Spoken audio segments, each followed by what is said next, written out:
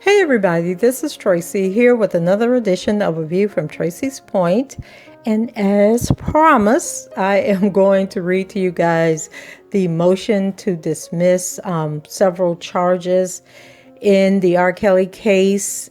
Was filed by Thomas Farinella, and I told you guys I was going to come back and read this to you, but since then the government has filed their response.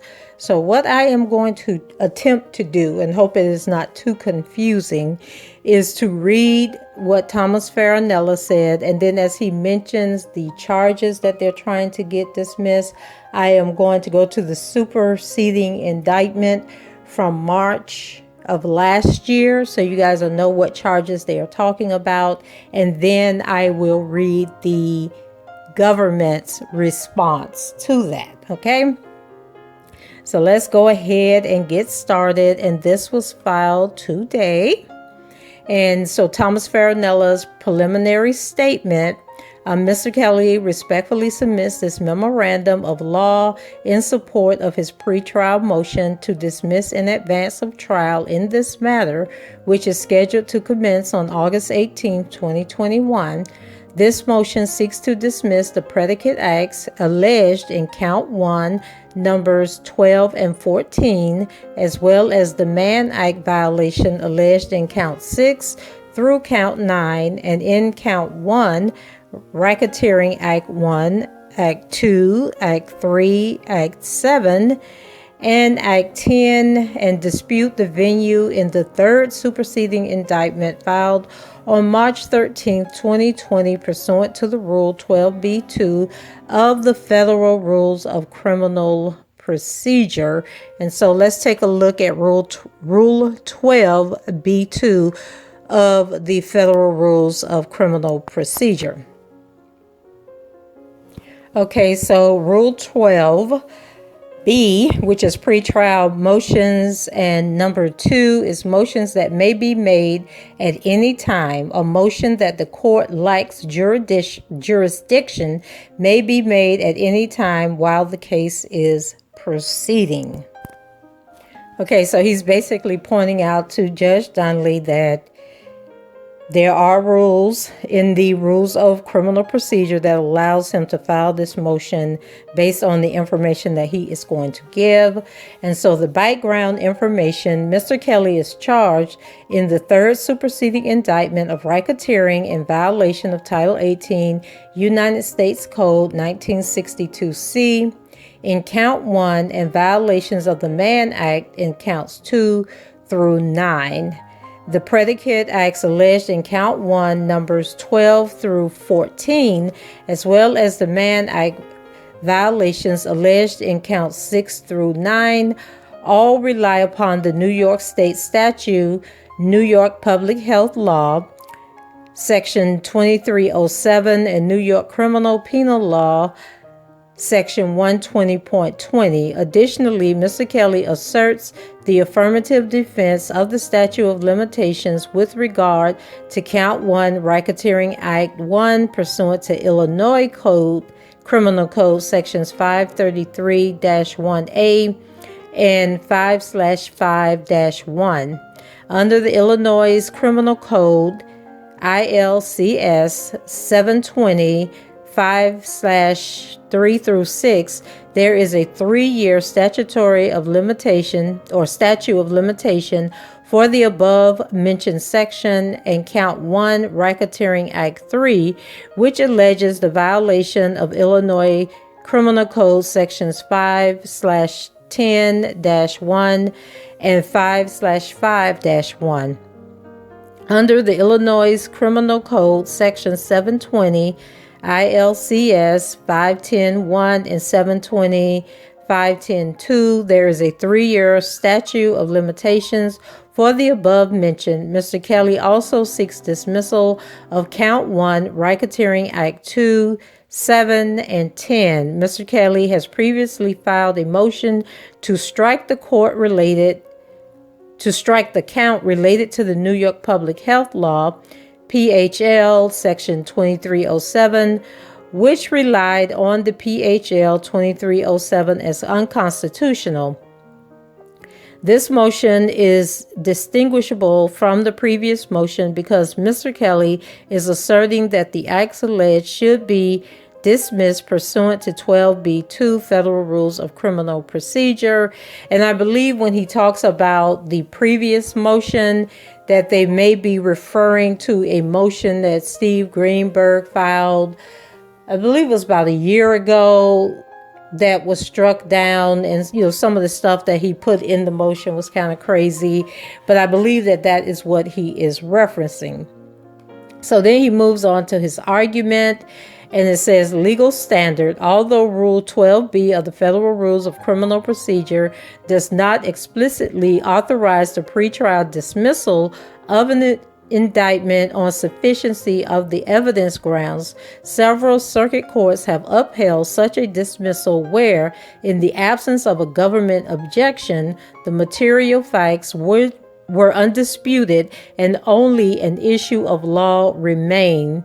And then he refers to United States versus Phillips, which was sought in the Ninth Circuit. And this was a case in 2004.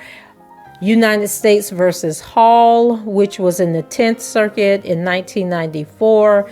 United States versus Levin, which was heard in the 6th Circuit, 1992, United States versus Risk, which was in the 7th Circuit in 1988. And then he says other circuit courts, including the 2nd Circuit, have recognized that a district court can adjudge the sufficiency of the evidence before trial where the government has made a full proffer of evidence or where there is a stipulated record. United States versus De Laurentiis, which was heard by the 3rd Circuit in 2000, and United States versus Alfonso, which was heard by the 2nd Circuit in 1998. And it says, consistent with the rule, the courts have fashioned the following standards to govern a pretrial motion challenging the sufficiency of an indictment. Courts regard an indictment sufficient if it sets forth the elements of the offense charged, puts the defendant on fair notice of the charge against which he must defend, and enables the defendant to assert a double jeopardy defense. United States versus Todd, which was heard in the 10th Circuit in 2006. Quoting United States versus Dashney, which was heard in the 10th Circuit in 1997, and it states that a sufficiency challenge does not allow a court to question the strength of the government's case or its evidence for the indictment, should be tested solely on the basis of the allegations made on its face, and such allegations are to be taken as true. Quoting United States versus Hall, which was heard by the 10th Circuit in 1994, and it states, for the court, on a motion to dismiss an indictment, the question is not whether the government has presented sufficient evidence to support the charge, but solely whether the allegations in the indictment, if true, are sufficient to establish a violation of the charged offense. And then citing United States versus Sampson, which was from 1962, a Judge Hall gave the following rule, and it says that the 10th Circuit has recognized a narrow exception, and I shouldn't say the rule, the opinion of the court. In limited circumstances, however, this court has held that a district court may dismiss charges at the pretrial stage where the operative facts are undisputed and the government fails to object to the district court's consideration of those undisputed facts, in making the determination regarding a submissible case. Hall 20F3 at page 1088. Pretrial dismissal based on undisputed facts is a determination that, as a matter of law, the government is incapable of proving its case beyond a reasonable doubt. Dismissal in this manner is the rare exception, not the rule. Dismissals under this exception are not made on account of a lack of evidence to support the government's case, but because undisputed evidence shows that, as a matter of law, the defendant could not have committed the offense for which he was indicted. United States versus Todd. And then they give the page number and all of that. So simply put, this case fits the rare exception.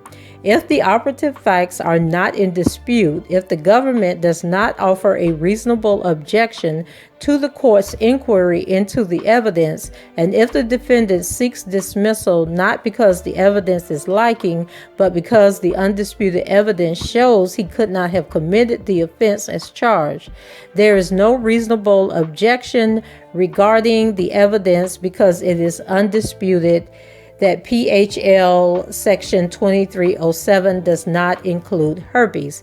So he's basically talking about the Faith Rogers, and I think Ariel claimed that she got herpes. So these are the charges that he's trying to have dismissed. And so before he goes into this long dissertation about that, let's go and look at those charges that he talked about above. Okay, so count 1 we know is the charges concerning Aaliyah.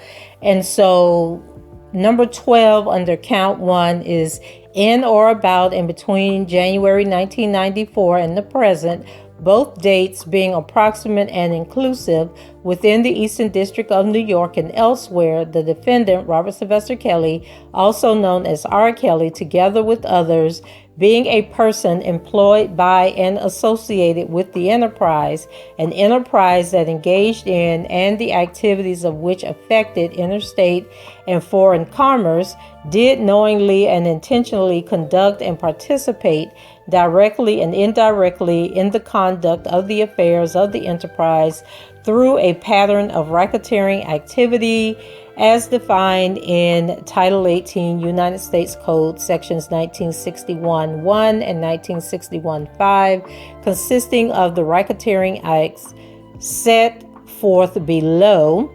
And then 14 is in or about and between May 1999 and October 15, 1999, both dates being approximate and inclusive within the Northern District of Illinois. The defendant, Robert Sylvester Kelly, together with others, did knowingly and intentionally employ, use, persuade, induce, entice, and coerce a minor, to wit, Jane Doe number 2, an individual whose identity is known to the grand jury, to engage in explicit conduct for the purpose of producing one or more visual depictions of such conduct, which visual depictions were produced using materials that had been mailed, shipped, and transported in interstate and foreign commerce in violation of Title 18 United States Code sections 2251A, 2251D, effective 1998,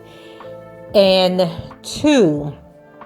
So if I'm understanding what he is alleging here is basically, I think he's saying that the tape doesn't exist, and because there is no evidence to support that there is a tape, then they should dismiss those charges. And so then we go to, let me get back to where I was at. I have so many pages open, y'all. Okay, let's see. Then let's move on to, let's see, the Mann Act violation. Okay, count 6 through count 9. So let's look at those. Okay, so count 6. On or about May 18, 2017, within the Eastern District of New York and elsewhere, The defendant, also known as R. Kelly, together with others, did knowingly and intentionally transport an individual, to wit, Jane Doe number 6, which we know as Faith Rogers, in interstate commerce with intent that such individual engage in activity for which a person can be charged with a criminal defense, to wit, violations of New York Penal Law Section 120.20, reckless endangerment, and New York Public Health Law Section 2307, knowing exposure of infectious venereal disease, in that Kelly engaged in unprotected intercourse with Jane Doe number 6 without first informing her that he had contracted herpes and obtaining her consent to sexual intercourse in these circumstances. It is Title 18 United States Code Sections 2421A, 2, and 3551, etc. And then count 7. On or about May 18th, 2017, within the Eastern District of New York and elsewhere, the defendant, also known as R. Kelly, together with others, did knowingly and intentionally persuade, induce, entice, and coerce an individual, to wit, Jane Doe number 6, to travel in interstate commerce to engage in activity for which a person can be charged with a criminal offense, to wit, violations of New York Penal Code Section 120.20, New York Public Health Law Section, and it gives that same information. Then count 8, it says on or about February 2nd, 2018, within the Eastern District of New York and elsewhere. And then it's basically giving us that same information. Okay. It says Jane Doe number 6 in interstate commerce with the intent to engage in activities for which a person can be charged. And so they're basically breaking it down by date. And then on count 9, it is on or about February 2nd, 2018, within the Eastern District of New York and elsewhere. Travel in interstate commerce to engage in activity in which a person can be charged. Now, what I am going to say about these is that one of them might stand, but because they have put numerous charges in here, basically saying the exact same thing, a lot of those will probably get dismissed and get thrown out, because that is very common for that to happen. Okay, and so then we go to, what else did they say? Count 1, Racketeering Act 1, 2, 3, 7, and 10. So let's see what those are. Okay, so Racketeering Act 1, on or about August 30th, 1994, within the Northern District of Illinois, that he, together with others, did knowingly and intentionally cause another individual to promise and tender to a public officer and public employee property, to wit, United States currency, that such public officer and public employee was not authorized by law to accept, with the intent to influence the performance of an act related to the employment and function of a public officer and public employee, to wit, the creation of fraudulent identification document for Jane Doe number 1, who we know is Aaliyah, an individual whose identity is known to the grand jury in violation of Illinois Code Sections 533 and 5/1. 2 is regarding Jane Doe number 2. In or about May 1999 and October 15th, 1999, both dates being approximate and inclusive, within the Northern District of Illinois, the defendant, together with others, did knowingly and intentionally employ, use, persuade, induce, entice, and coerce a minor, with Jane Doe number 2, an individual whose identity is known to the grand jury, to engage in explicit conduct for the purpose of producing one or more. And I think we already read this. I don't know why he listed it twice. It says, transport in interstate and foreign commerce in violation of Title 18 United States Code Sections 2251A and 2251D, effective 1998 and 2. And then 3 is in, and this is for Jane Doe number 3, in or about between 2003 and 2004, both dates being approximate and inclusive within the Northern District of Illinois and elsewhere. The defendant, together with others, did knowingly and intentionally secretly confine an individual, Jane Doe number 3, an individual whose identity is known to the grand jury, blah, blah, blah, in violation, and it says, grand jury against her will, and induced Jane Doe number 3 by deceit and enticement to go from one place to another with intent to secretly confine her against her will. And so what they mean by that, remember, he met her somewhere else, I want to say in Atlanta, and he invited her to Chicago to supposedly interview him after he did a concert or something. And she claims that she was held for several days against her will. Okay, Racketeering Act 7. In or about and between May 2009 and January 2010. And in this, they're referring to Geronda Pace or Geronda Johnson, whatever her real name is. Both dates being approximate and inclusive within the Northern District of Illinois and elsewhere. The defendant, together with others, did knowingly and intentionally employ, use, persuade, induce, entice, and coerce a minor, to wit, Jane Doe number 4, to engage in explicit conduct for the purpose of producing one or more visual depictions of such conduct, which visual depictions were produced using materials that had been mailed, shipped, and transported in and affecting interstate and foreign commerce in violation of Title 18. And do these people have this video that they claim? And I think this is, once again, why he's putting in this motion for dismissal, because evidently they've gone through the evidence and the evidence doesn't seem to appear. And then finally, Racketeering Act 9. Act 10 is Ariel. So in or about and between September 2015 and December 30th, 2015, both dates being approximate and inclusive within the Northern District of California, the Northern District of Illinois, and elsewhere. The defendant, together with others, did knowingly and intentionally employ, use, persuade, induce, entice, or coerce a minor, with Jane Doe number 5, to engage in explicit conduct for the purpose of producing one or more visual depictions of such conduct, which visual depictions were produced using materials that had been mailed, shipped, and transported in and affecting interstate and foreign commerce in violation of Title 18. Okay, so those are the charges that this motion of dismissal is all about, and he's trying to get these charges dismissed.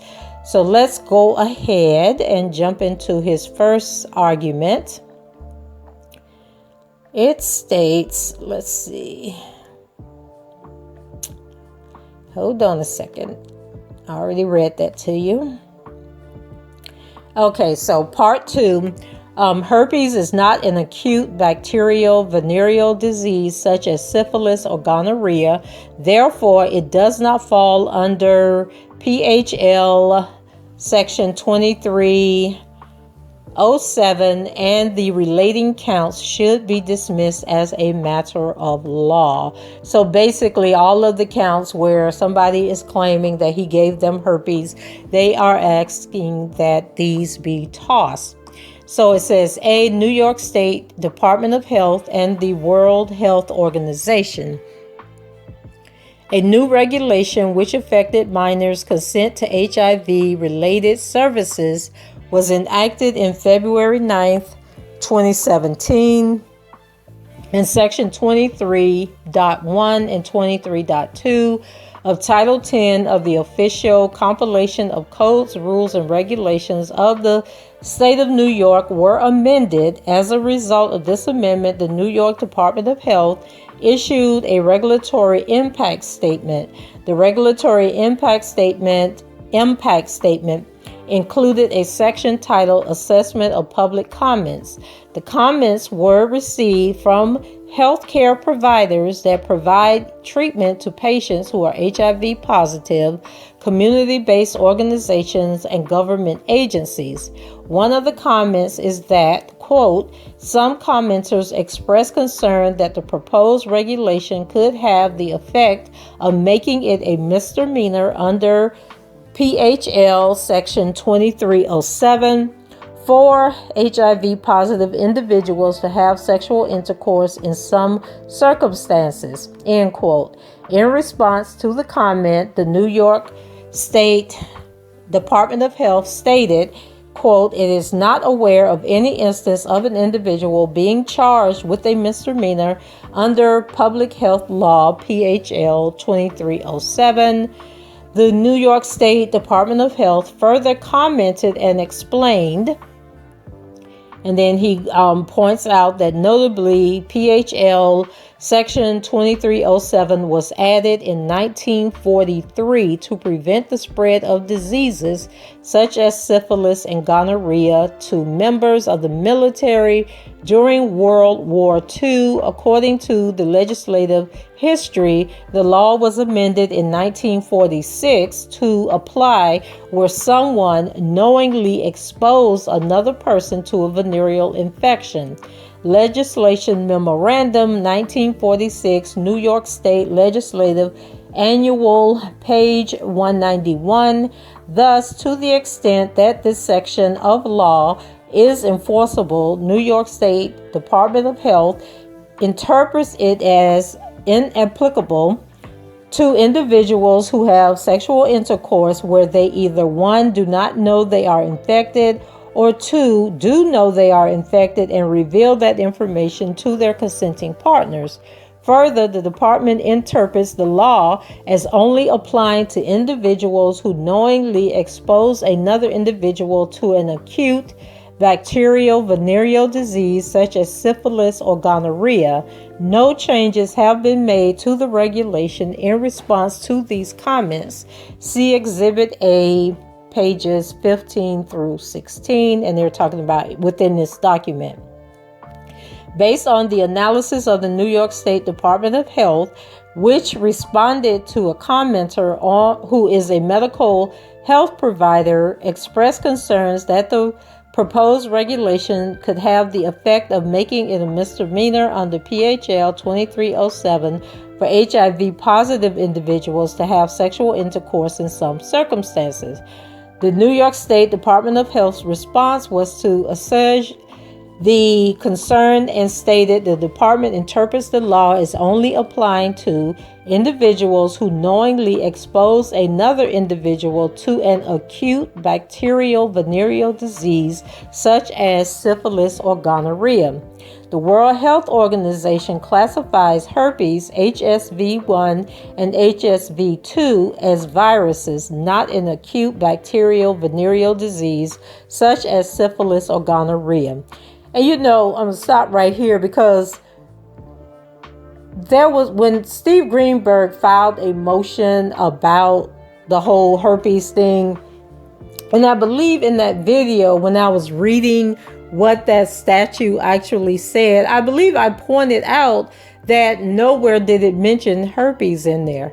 Like they were talking about all these other sexually transmitted diseases, but I didn't recall them mentioning herpes as one of the things that they were talking about. But then I considered, thought, well, maybe it was like an all-inclusive type thing where they didn't have to spell out all the diseases.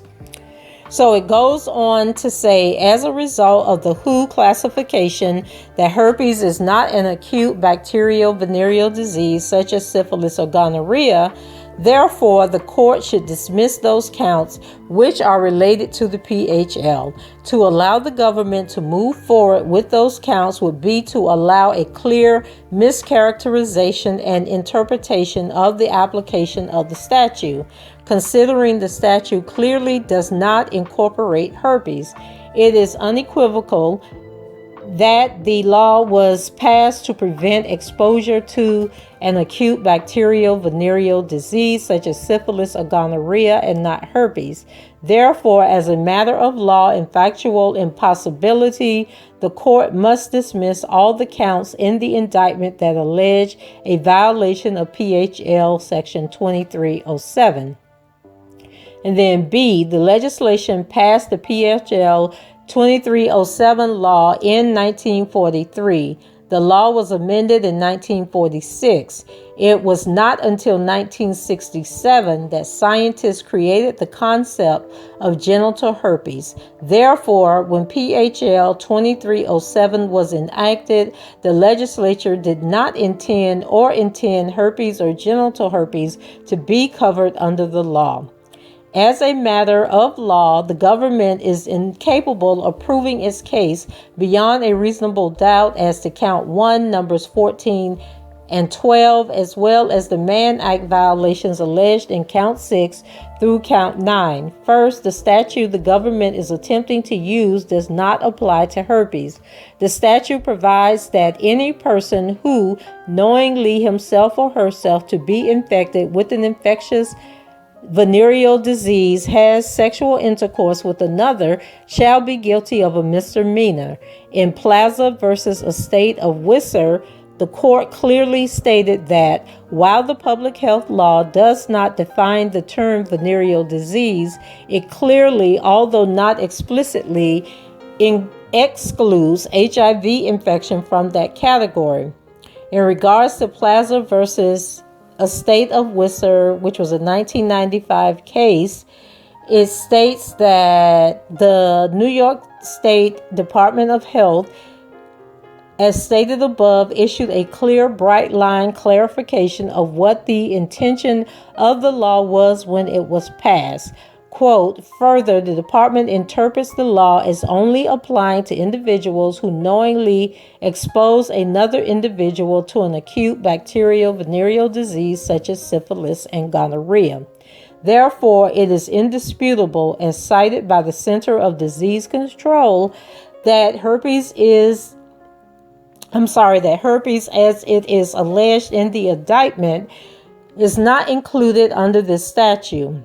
Moreover, it wasn't until 1967 that scientists first distinguished between the HSV-1 and HSV-2 types, effectively creating the concept of genital herpes. The PHL has not been modified since 1946, 21 years before the concept of genital herpes was even created.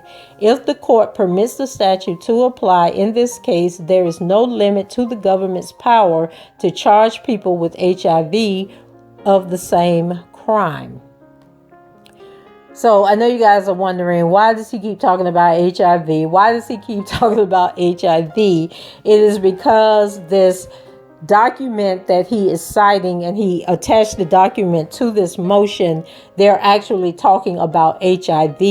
And you know, in a couple of states, if you knowingly have unprotected sex with somebody and you're HIV positive and you didn't tell that person that you were HIV positive, that you can be charged with a crime. And so I believe that that's how this conversation came about. And this is the document that he's using for his support, that if HIV isn't part of this thing, then definitely herpes is not a part of it, because herpes is not in the same category as syphilis and gonorrhea.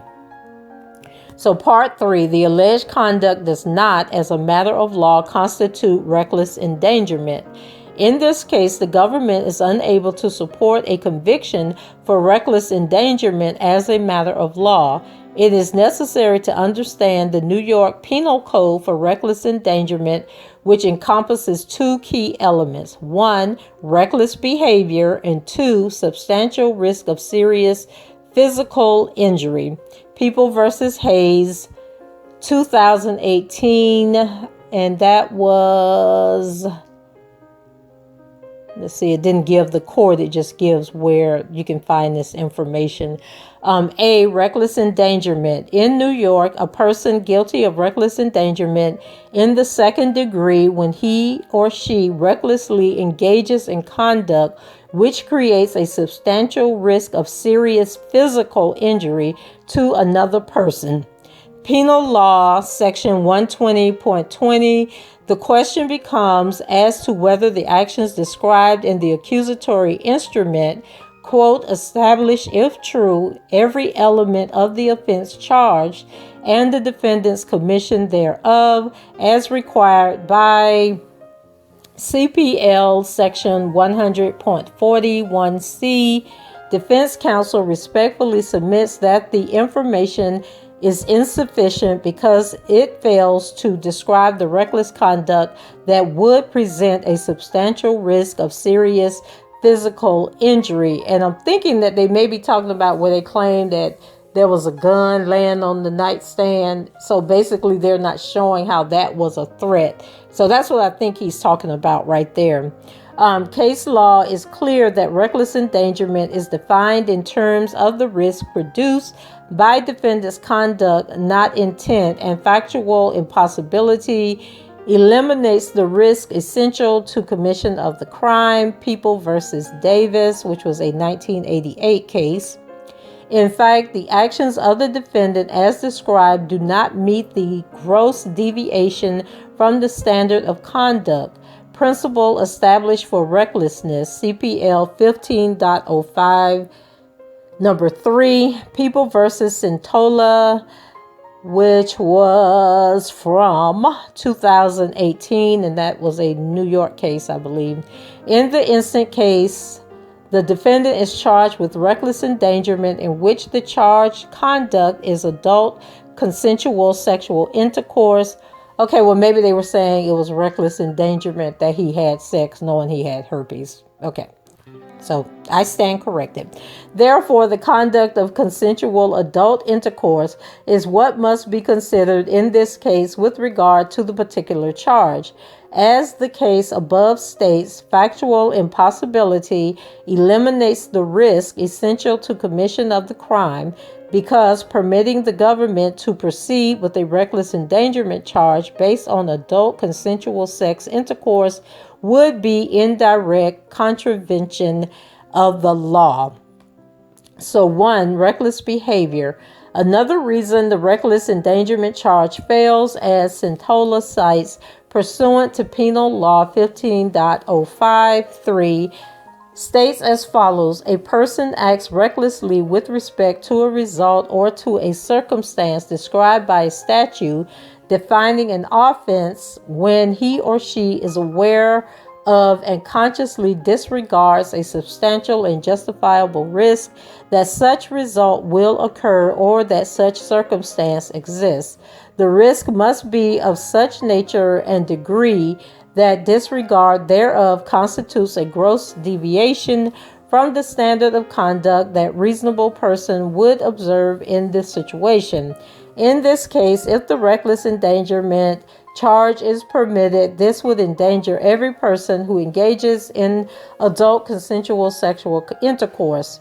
Essentially, the law requires that the risk connected to a reckless endangerment charge must demonstrate gross deviation from the standard of conduct that a reasonable person would observe in this situation, and permitting this charge to stand would be tantamount to criminalizing adult consensual sexual intercourse. The statute and case law are not designed to criminalize behavior that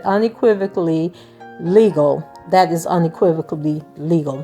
Therefore, the reckless endangerment charge should be dismissed. 2, substantial risk of serious physical injury. Pursuant to Penal Law 10.0, Number 10, serious physical injury means physical injury which creates a substantial risk of death or which causes death or serious and protracted disfigurement, protracted impairment of health, or protracted loss of impairment of the function of any bodily organ.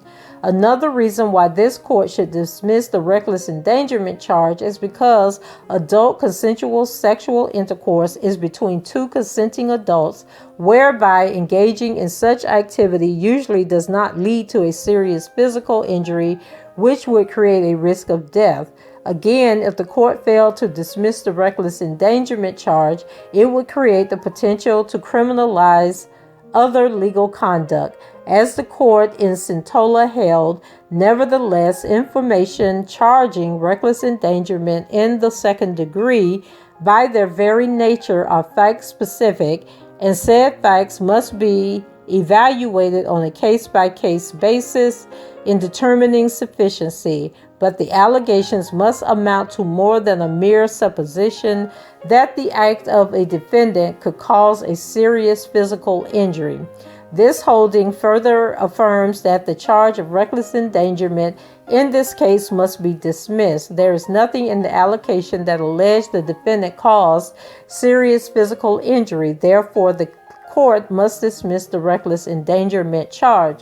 Now, if he wanted to strengthen this part of the motion, he should have cited the statistics on the number of people that actually have genital herpes. It's like something like 3 in 4 or 3 in 6 or something like that. It's more than 50% of people over the age of like 16 have genital herpes, according to the CDC. So I'm not sure why he didn't put the statistics in there and basically say that, if this was reckless endangerment, then there would be cases all over the United States where people have claimed injury because they were infected with HIV. Okay, so number 4, count 1, racketeering act 1 and racketeering act 3 should be dismissed because the alleged violations of law are made outside the statute of limitations and is based on undisputed facts, which is a determination that as a matter of law, the government is incapable of proving its case beyond a reasonable doubt. The allegations contained in count 1, racketeering act 1, racketeering act 3, racketeering act 5 should be dismissed because the alleged violations of law occurred outside the prescribed statutory period of time such claims could be made. Count 1, racketeering act 1, bribery asserts the violation of Illinois Criminal Code sections 5/33-1A and 5/5-1 under the Illinois Criminal Code section 720 5/3 through 6. There is a 3-year statute of limitation for the above-mentioned section. The alleged act is to have occurred on August 30th, 1994. The allegation in the complaint was made on or about March 13, 2021. This is clearly well beyond the 3-year statute of limitations. Therefore, count 1, racketeering act 1 should be dismissed. Count 1, racketeering act 3, count 1, racketeering act 1, kidnapping asserts the violation of Illinois Criminal Code sections 5/10-1 and 5/5-1 under the Illinois Criminal Code section 720 5/10-1 and 5/10-2. There is a 3-year statute of limitation for the above-mentioned section. The alleged act is to have occurred in or about between 2003 and 2004. The allegation in the complaint was made on or about March 13, 2021. This is clearly well beyond the 3-year statute of limitations. Therefore, count 1, racketeering act 1 should be dismissed. Then number 5, count 1, racketeering act 2, act 7, and act 10 should be dismissed based on undisputed facts, which is a determination that as a matter of law, the government is incapable of proving its case beyond a reasonable doubt. Count 1, racketeering act 2, racketeering act 7, and racketeering act 10, which include the allegation that certain Jane Does engaged in explicit conduct for the purpose of producing one or more visual depictions of such conduct. U.S. versus Broxmeyer, the court held that To secure a conviction for production of CP, government must prove beyond a reasonable doubt that 1, the victim was less than 18 years old, 2, the defendant used, employed, persuaded, induced, enticed, or coerced the minor to take part in explicit conduct for the purpose of producing a visual depiction of the conduct, and 3, the visual depiction was produced using materials that had been transported in interstate or foreign commerce. 18 U.S.C. Section 2251A, U.S. versus Broxmire, which is a case from 2010. However, there is no evidence that visual depictions exist. Therefore, as a matter of law, and because it is impossible to find, the Mr. Kelly of these allegations should be dismissed. Venue. It is clearly established that where the venue is challenged on a pretrial motion to dismiss, the government's burden is limited to showing that the indictment alleges facts sufficient to support the venue. United States versus Peterson in the Southern District of New York in 2005, Mr. Kelly is seeking dismissal of count 1, numbers 12 and 14, as well as the Mann Act violations alleged in count 6 through count 9, which are the only alleged acts in the third superseding indictment that occurred within the Eastern District of New York. If the court grants Mr. Kelly's motion, it is respectfully submitted that the Eastern District of New York would not be an appropriate venue. As courts have held, the government bears the burden of proving by a preponderance of the evidence that venue exists. If the only acts that have actually been alleged in the third superseding indictment to have taken place within the Eastern District of New York are dismissed, then the government cannot prove by a preponderance of the evidence that venue properly exists in the Eastern District of New York. And so, guys, that's for everybody who is like, why are they charging stuff that happened in Chicago, happened in California, happened wherever in the Eastern District of New York when they obviously did not take place there? So in his conclusion, for the foregoing reasons, Mr. Kelly respectfully asked the court to grant his motion to dismiss in its entirety.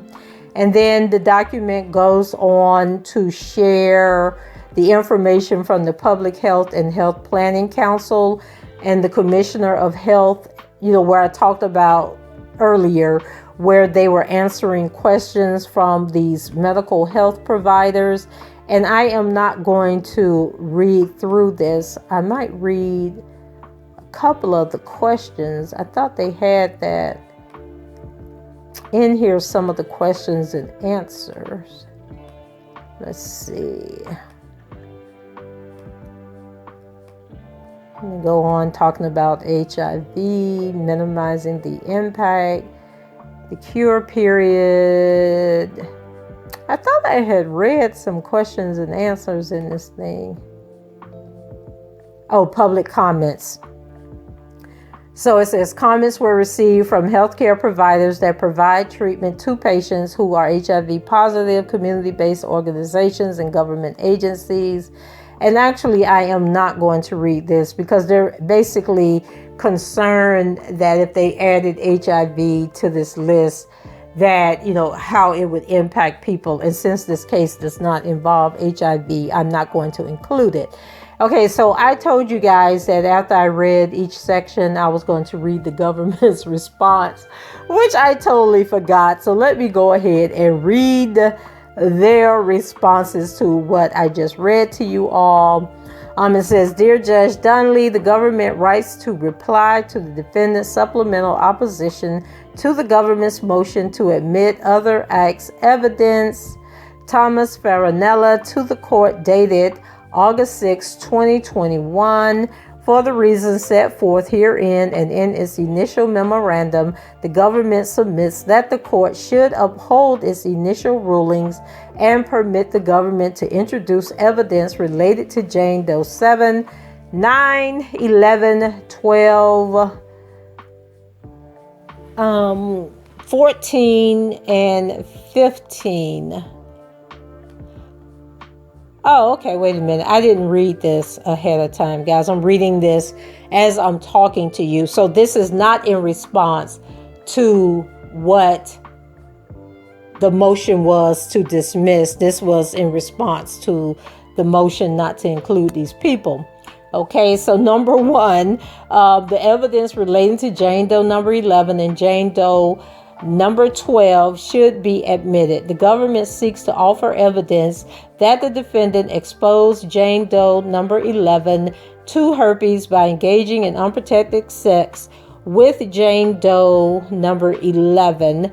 And you know what, guys? Let me stop here. I'm going to go pull up that motion and read that motion to you, and then I can read the responses as we go along, because I think I forgot to read this motion to you all when it was filed. So hold on a second. You know what? I changed my mind. I'm going to do a separate video. So I am going to go ahead and upload the motion to dismiss from Thomas Farinella, and then tomorrow or maybe later tonight, depending on how late I want to stay up and how long this is going to take, I will come back to you guys either tonight or tomorrow with that motion and then the response from the government. Okay, so what do you think about this motion to dismiss? Do you think he has a strong case? I think that he makes some very good points. Whether or not Judge Donnelly is going to go along with it is another story, but he does lay out some good points, basically showing that the government really doesn't have any substantial evidence. And if you remember, Judge Donnelly said that she was going to allow a lot of stuff, but they better have evidence. And she was mainly, she said, you better have the evidence, not just hearsay. And so if they don't have videos and all of that stuff to substantiate what they're saying, then I don't see how she can keep these charges in the case, because they need to be able to prove what they're saying, right? And it shouldn't be somebody just saying, oh, this happened, as proof that whatever they're alleging actually took place. So go ahead, leave your comments below, rate the video, and subscribe to the channel if you haven't done so already. And until the next time, I shall talk to you guys later. Bye-bye.